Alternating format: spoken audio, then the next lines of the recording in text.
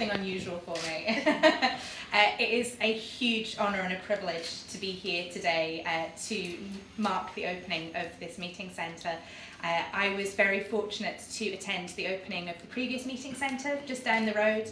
It was very early on in my current role, and it was a really inspirational opportunity for me to see the work that was going on, to see the amazing commitment that the local community in Kirrie have to supporting people living with dementia and family carers.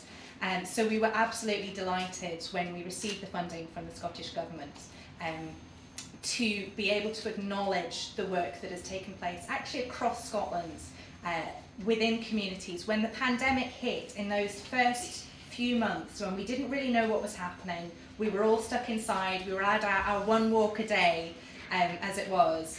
And what you saw in Kirrie, as Graham and the team have mentioned, but actually across Scotland, you saw communities getting together, getting into the car, delivering soup, delivering newspapers, checking in on the person next door, really showing the value that community makes. And I think it's been a wonderful opportunity, and we're very grateful to the Scottish Government for the £1 million that they've awarded to us, to be able to invest in those kinds of community-based approaches to dementia support.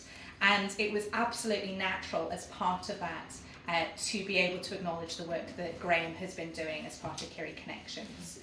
We attended a wonderful summit here in December, which brought together people living with dementia from across Scotland to talk about the meeting centre model and how they felt that they could benefit from it and how they felt that they could shape it and make a real difference by leading the way within that.